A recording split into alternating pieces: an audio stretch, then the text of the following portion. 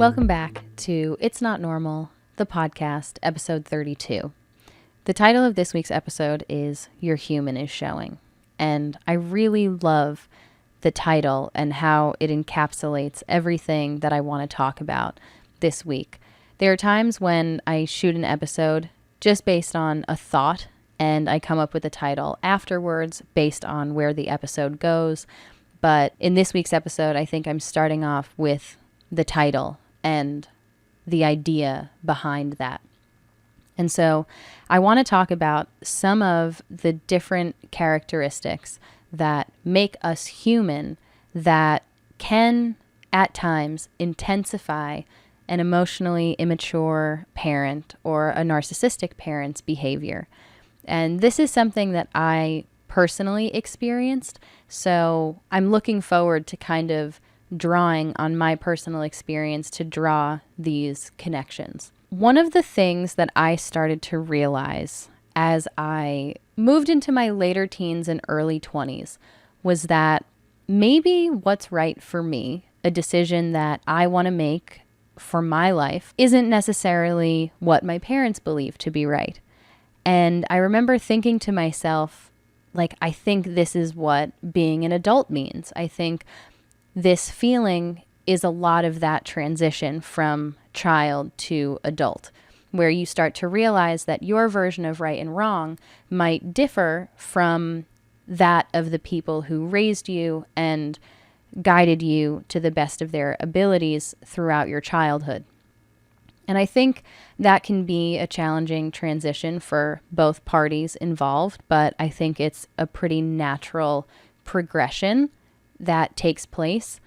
And the difference, I think, when you're dealing with emotionally immature parents is the more that you start to lean into your individuality and your ability to make decisions for yourself, the more intense their unhealthy behavior might become. And that can be really confusing and inconvenient at a time when you're making a difficult transition into adulthood. Even just going from 18 to 21, you start to take on a lot more responsibilities than you've ever had in the past. And I think in a lot of ways, it can be so beneficial to have your parents' guidance during that time so that you can start your adult life off on the right foot. But I think for a lot of us who were raised by emotionally immature parents, it's the opposite, where that already challenging time in our life is made even more challenging by the fights that we have to have with our parent to convince them that what we're doing feels right for us, to over-explain the decisions that we're making, and to deal with the guilt or the shame that can come along with making those decisions if your parent disapproves of them. In my personal experience, there were a lot of behaviors that I witnessed and endured that I didn't necessarily know were abnormal or unhealthy until I was out of that environment. But in the moment, I knew that they didn't make me happy. They didn't feel very good. And more often than not, they left me feeling upset. And so in that way, I guess part of me knew that something was off. But throughout my childhood and even my early teens, I think I always found a way to rationalize the behavior and to focus on the positive, all the while being encouraged to completely overlook, tuck away the negative. And I think in a lot of ways, rationalizing unhealthy behavior, especially at the hands of your parents, is a way of coping with it. Because it is abnormal and it is unhealthy and it doesn't leave us feeling good. But I think our brains are wired in a way to make sense of our environment and our surroundings, our relationships. And so I think we can sometimes subconsciously rationalize a lot of toxicity, especially if we don't have a lot of outside perspective. But as you get older, naturally, you start to develop a bit more individuality. Your personality starts to take on new forms, and you might start to gain some outside perspective, which can really shine a light on the behaviors and the dynamics of your relationship between yourself and your parents that you have grown so accustomed to. And so for me, this all happened in my early 20s. It was kind of like this gradual buildup where I started to uncover certain things, and they started to make a bit more sense to me, like, okay, at least I know what not to do when I'm older. I know that this is wrong. And I didn't know the technical terminology. I didn't know as much about the background of where these things came from, but I was able to start to recognize what was good and what was bad. I think I started to have a different opinion on what was going on and what was normal than my parents. And so that was a bit of a step to begin with. I remember even at times trying to set a boundary, saying, listen, these aren't my issues. This isn't my relationship. I don't want to be involved in these arguments anymore. Trying to put my foot down, but failing to maintain those boundaries, because I think when you're all living under the same roof and you have one side of this relationship that won't take accountability, there's no closure, there's no apology, you're just sort of expected to move on. When you're existing so closely together, it gets to the point where things will naturally go back to normal because you're going to share a meal, or you're going to need the other person to do something. You're going to be in the car together for an extended period of time. And it gets exhausting to continue projecting outwards this anger or upsetment that you're feeling internally in an attempt to communicate that this behavior or this experience wasn't okay. And so I remember trying and failing to set and maintain boundaries a couple of times. I started picking up on some of these behaviors. And when I met my husband, that was when I feel like I really started to lean into my individuality. I was prioritizing myself and a relationship that was really important to me for the first time in my life. And I just remember this overwhelming feeling like this relationship, this person, is far too important for me to lose, to just kind of give up on because he's not worth the fighting or the discomfort that these conversations are going to bring into my life between myself and my parents. And so that was sort of the catalyst for me to stand my ground for really the first time in my life. And again, I think this is a very normal course of events for you to get older, start to prioritize yourself, start to make decisions for yourself that are going to start you on a path to creating the kind of life that you want, which might be different than the life that your parents lived or the life that they expected you to live. And those can be muddy waters to navigate, but people do it. It's normal, I think. But in my case, the more I prioritized myself, the more I felt like I was starting this next chapter of my life by introducing this new person and this really important relationship, the more intense my parents' unhealthy behavior became, and specifically targeted at me. It wasn't like everything in their lives were being affected by this. Our relationship was the thing that took the biggest hit.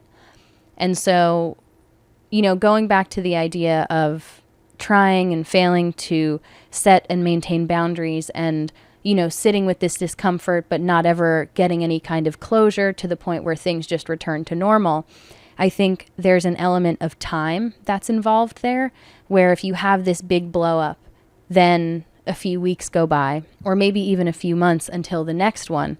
Chances are the cycle has happened where you've tried, you've dealt with the feelings, you've internalized them, and now things are relatively back to normal. And I think what started to happen for me was that these instances became closer and closer together. And that, in a lot of ways, is what made this unhealthy behavior that much more apparent to me. So it wasn't every few months. It became every few weeks. And then it became every single day, where I would want to go to the diner with my husband, and that became an issue. That would become an argument where you were never like this. You never wanted to go and do things like this. What changed all of a sudden? I used to struggle with sharing when I was younger. And I think part of it is just having siblings, sharing a room, not entirely feeling like I had very many things to just call my own. Like I always had to share everything, like it was all up for grabs. And so it wasn't something that came naturally to me. I think I resisted that.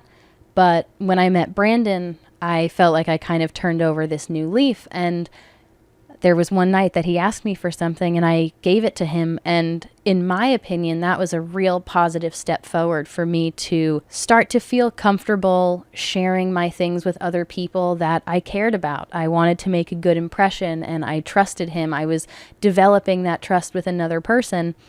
And yet that was weaponized against me by my parents, where it somehow became a bad thing that suddenly I was sharing, and it was with this new person. And so every day there was a new issue, and it became so exhausting and so intense. And looking back, I think a lot of this had to do with my parents coming to the realization that they were finally losing control over me.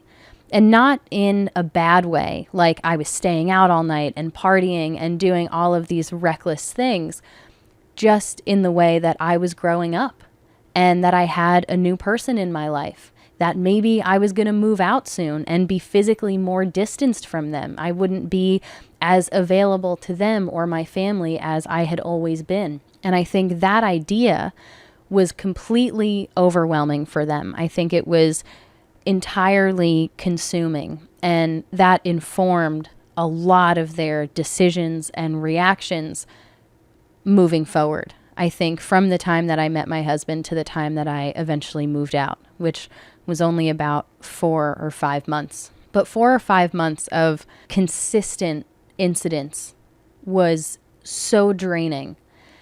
And I think it's representative of the intensity of their feelings, where they didn't know how to grapple with this loss of control. And so they held on even tighter, and it just made things worse. And so the consistency of these things happening, and I think how it was sort of like a spiral, like they were spiraling out of control, trying everything in their power to separate my husband and I, to get in between us, to, I think, regain that control over me. I think that is what made me start to realize that, okay, maybe what's going on here isn't entirely normal. And again, on top of that, just finally getting some outside perspective showed me that not everyone gets yelled at for wanting to go out to the diner. Not everyone gets made to feel like a bad person for sharing for the first time with someone new in their life. It was like all of these really normal human things that I started to crave or desire were weaponized against me and used to make me feel like I was betraying my family, like I was a bad person, like I didn't care about my parents or our relationship. And it was so confusing, but I feel so lucky that I had some sense of certainty, I guess, throughout that time, because I genuinely didn't believe that what I was doing was wrong, objectively. And yet I was being treated as if it was. And so I remember for the first time when I did this, I was writing in my journal. Journaling is a really great outlet for me, and it has been for a long time. And just writing out, I think that I am in an emotionally abusive environment. And it felt unreal to not necessarily say, but to put out there, outside of my mind, to kind of put these words to paper.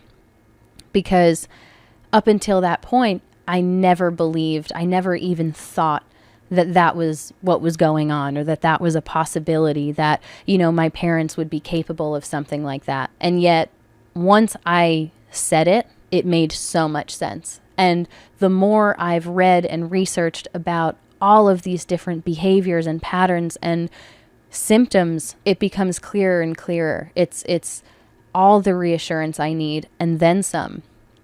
And so I remember then kind of starting to realize, like, okay, this is not a very healthy environment, and these very normal things that I'm doing are becoming massive sources of contention. And I think that is the case with most emotionally immature and narcissistic parents, that your individuality becomes the biggest source of contention in your relationship.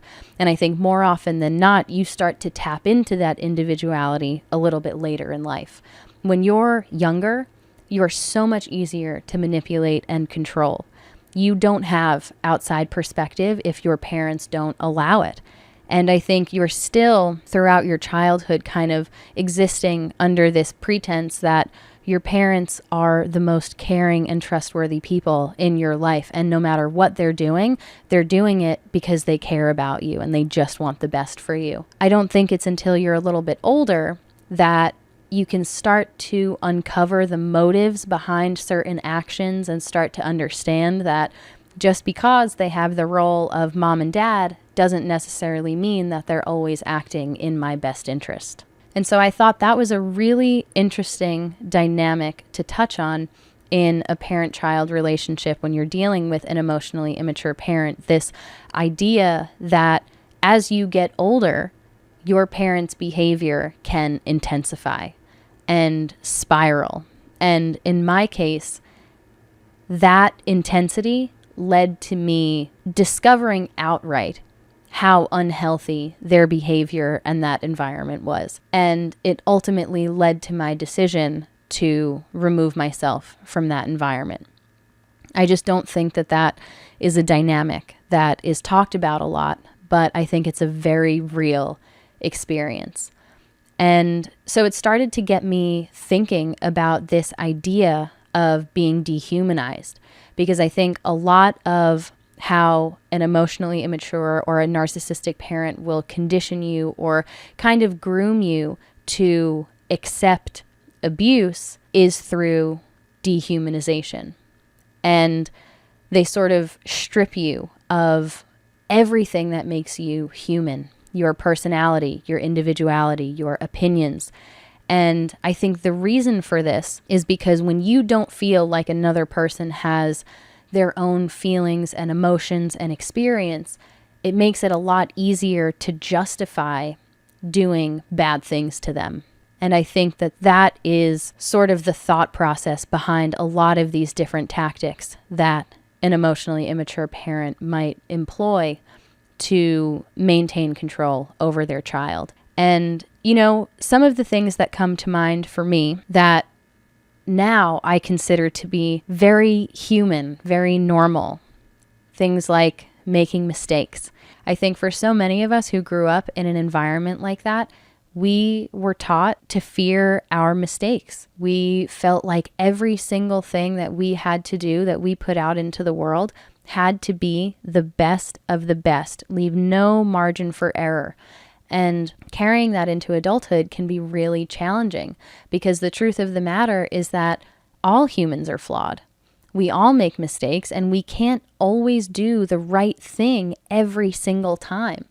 There are times when we're going to slip up, and we have to learn and understand how to accept that and forgive ourselves and move on from that, so that this mistake doesn't become bigger than it needs to be. And that is something that it's taken me a while to realize, that I'm just a person and I'm not perfect.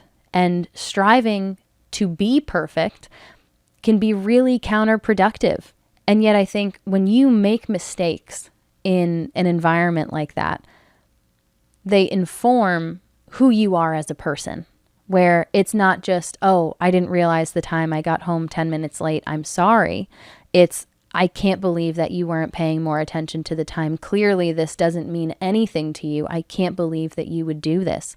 There's so much weight that's attached to every single decision and mistake that it drives and fuels that perfectionism where you feel like you can never, ever do anything wrong. Otherwise, you're going to be perceived and feel internally like a bad person. But it's normal. To be human is to be flawed, I think, to one extent or another. And there is nothing wrong with that. I think especially as long as you're willing to look in the mirror, to do some self-reflection and to learn from your mistakes so that you don't do the same thing twice, especially if it was hurtful, if it negatively impacted someone in your life that you care about. I think that is where the value in mistakes comes from. It's in those lessons where you do something, you try it, you act in a certain way, and it doesn't work out. It doesn't feel good. You upset someone that you care about. You didn't get the outcome that you wanted. And so you take a step back, you understand what you did wrong, what you could have done differently, and then you adjust moving forward. I think that is a very real learning process for most people. And I think another very human characteristic, something that we crave as people, is closure. I remember never getting an apology from my parent until I was in my early 20s. And even then, I questioned the motives behind that apology. And it's so unnatural, I think, to experience a really tense conversation or disagreement, and then to be forced to just sweep everything under the rug, to pretend like it didn't happen. If someone said something to you that was so hurtful that you haven't been able to get over yet because you haven't been able to talk about how it made you feel, you have no reassurance that maybe that same thing won't happen again, it's not normal to be forced to accept any and all behavior from someone, especially a parent, because that lays the foundation for what you will accept from other people in your life as you move into adulthood. And that is when it can get especially dangerous, when you're making your own decisions, and whether you're aware or not, you're choosing to be around people who aren't treating you right, who are abusing you in one way or another. It can be almost impossible to get out of that cycle if you find yourself in a very similar relationship or environment. And so I think it's very natural to crave that reconnection after a rift, to crave that closure and that communication so that you can move forward in a good way, feeling comfortable. But more often than not, apologies are non-existent when you're dealing with an emotionally immature parent or a narcissistic parent, because they lack the ability to self-reflect. They don't take accountability for their actions. And I think they also have this really skewed view of time where their actions in the past, even if it was 20 minutes ago, they don't understand the correlation between that and how you might be feeling right now.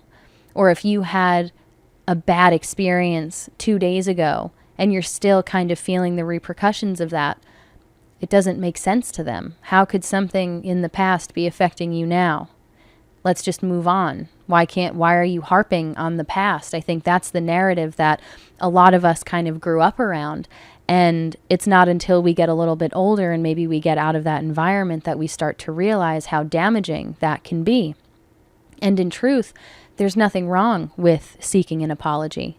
I think, again, in the same way that there's value in making and learning from your mistakes, I think there's a lot of value in closure and in communication and reconnection after a difficult experience. I think that is how you foster and you grow a lot of emotional intimacy within the context of relationships, is by experiencing something that's challenging or stressful and then still being able to come together and make an effort to understand the other person's side, their perspective, all the while acknowledging your own part in it. I think it's how you develop emotional maturity and a healthy relationship to conflict and controversy. I still, to this day, have a fear of controversy. I never want to be the center of an argument. I never want to cause any kind of discomfort. I think it goes hand in hand with a lot of these different people-pleasing tendencies. But The truth of the matter is, especially when I'm dealing with my husband and we face something that's challenging, even if in the moment, right away, it's overwhelming or anxiety inducing and there's a lot of big emotions, we always find a way to come out of it and to never personally attack each other for how we're feeling on the inside. We're not projecting outwards our own insecurities onto the other person or the relationship or this conversation. I think it's all done in an attempt to communicate how we're feeling so that each of us can have a better understanding of where we're at. And it's uncomfortable. I think when you're in a serious relationship, whether it's romantically or with a friend or a family member, when you're dealing with a close-knit relationship, there are going to be times when you have to have uncomfortable conversations. But there's nothing wrong, truly, with discomfort. I think more often than not, it's when you leave your comfort zone that you start to grow. And I mean, this is something that I am currently living and having to remind myself of, because I've been sort of facing this new challenge in my life that makes me very uncomfortable. As much as I want to resist it and just kind of push it down and tuck it away and not acknowledge these feelings or where they come from, I know that that's not the way for me to move forward, because then these things will just continue to resurface. I'm going to stay stuck. The only way for me to actually move forward in a healthy way is to sit with this discomfort. And that's okay. It's okay to be uncomfortable.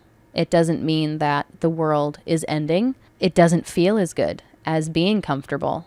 And yet I think it's so necessary. But again, when you're raised in that kind of environment, you're not really allowed to express any kind of discomfort. You're not allowed to express how you're truly feeling and expect anything positive in return. I think it's such a one-sided relationship where your parents' emotions and experience consistently take precedence over your own, that you really do start to feel like less of a human, because your feelings and in turn you are sort of cast aside because something else is more important. And I think, in talking about this current challenge that I'm facing, I find myself having trouble believing that I actually have an equal say in my relationship with my partner, that he won't just cast my feelings aside for something that's important to him when it's convenient.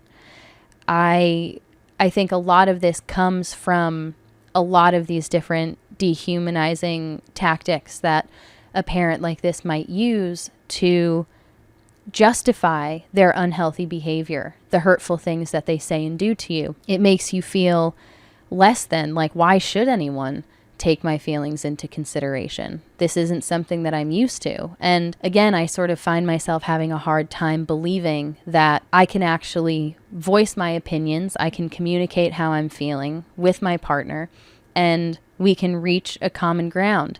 We can compromise and we can work through these things together. It's not like my environment is going to just be happening regardless of how I feel about it, if that makes sense. I think being in that kind of environment for so long, you don't feel like you have any kind of control, because it's sort of like everything is happening around you and there's nothing that you can do to stop it. And you become accustomed to that role.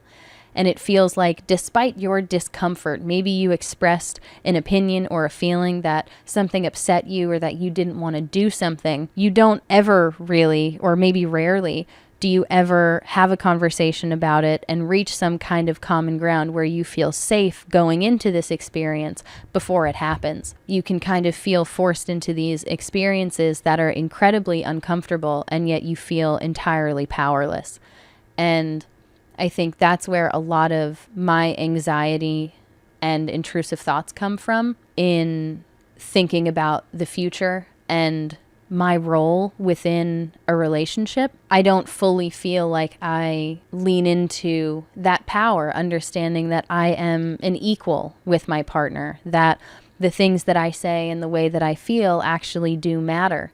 And I think that there's a lot of comfort in realizing that my feelings won't be disregarded and I won't be prematurely forced into an experience that I'm not ready for. And yet that is a completely different experience than I think what so many of us grew up around. And so it can be hard to believe that this is actually life and the way that a relationship can function. It makes me think about the nature of relationships. I think especially when you're dealing with a friendship or a romantic partner, this idea that you're equals and that there's this shared goal of common understanding.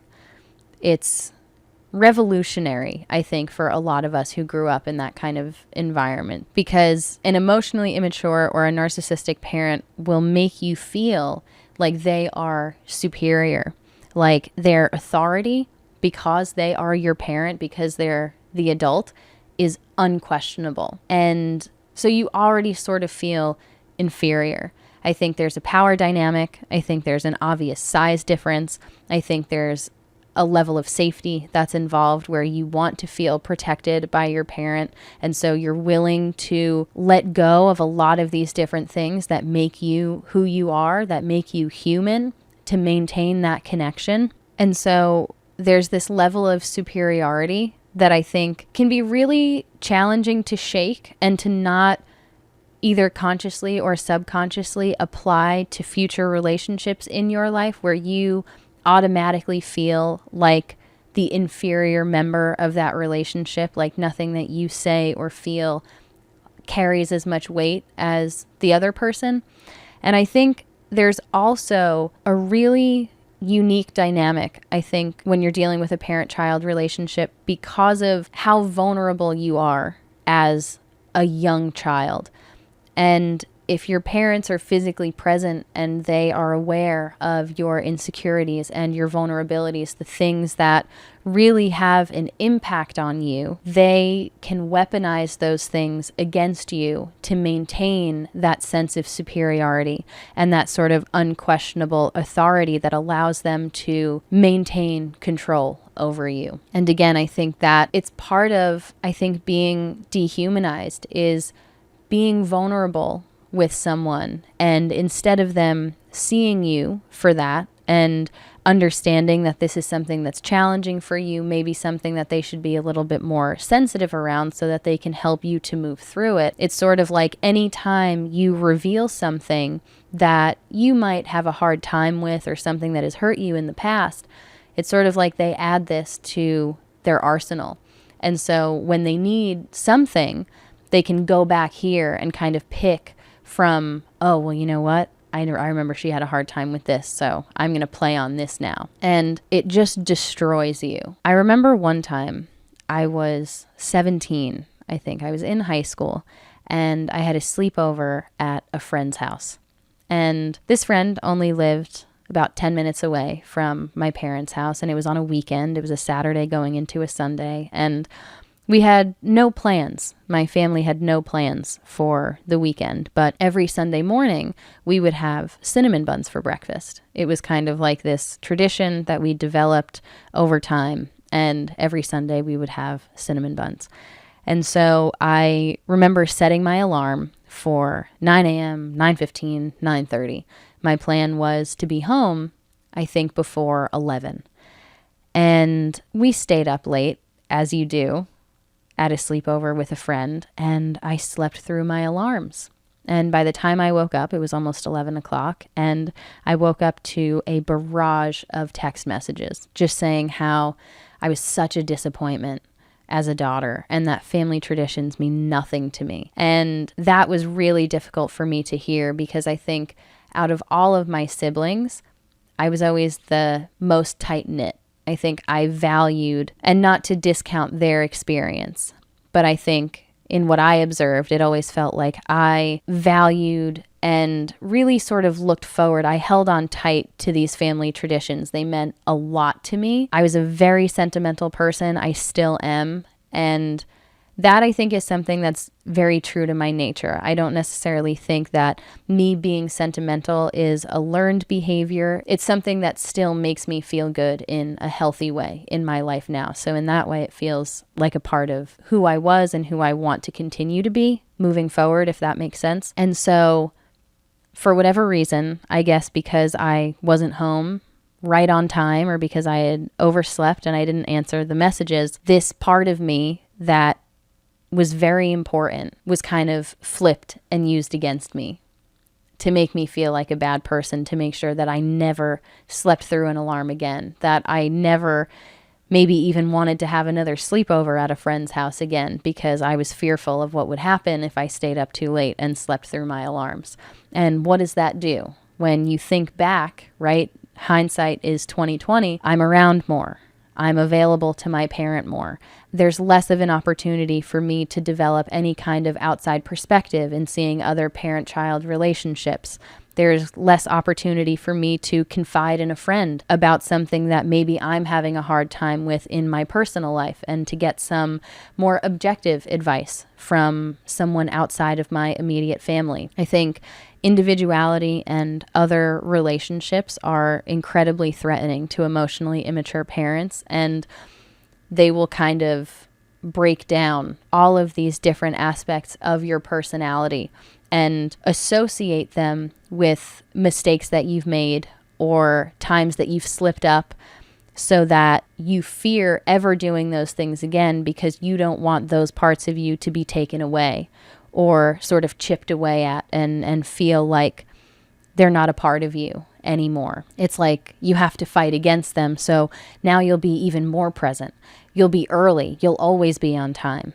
And again, when you kind of look back and you see what that means from their perspective, it just means that they have more control. Moving forward, I think one of the best ways to allow yourself to show these more human characteristics, to allow yourself to be vulnerable, is to understand that healthy relationships will include communication and compromise and a genuine effort to better understand your experience and your perspective. And if relationships in your life don't involve those things and leave you feeling less than, like parts of your personality and individuality are being systematically deconstructed, then chances are that's an unhealthy dynamic. But it can be so hard to even know what to look for if you were raised in that kind of environment, because again, you sort of accept your role within the chaos. You accept the fact that as a child, there's really not much that you can do to change the course of events. And so you find ways to deal with it, you cope, and depending on how long you're in it, you might just start to feel like that's normal. And you might start to expect that same behavior from other people, which can land you in a very similar relationship or in a healthy relationship if you're lucky, but then you might be projecting subconsciously these same unhealthy behaviors onto an otherwise healthy partner, which can bring to the surface its own problems. And that's why I think this is really important to talk about, because it can be so challenging to humanize yourself after for so long feeling like the only way to stay safe was to completely forego everything that made you who you are. So with that, I think I'm going to wrap up this week's episode. I hope you enjoyed it. I hope you were able to take something positive from it. If you enjoyed this week's episode, please be sure to give it a like. If you're watching on YouTube, subscribe to our channel. Or if you're listening on Spotify, please be sure to leave us a rating. I'll be back next week with another episode of It's Not Normal, the podcast. Bye.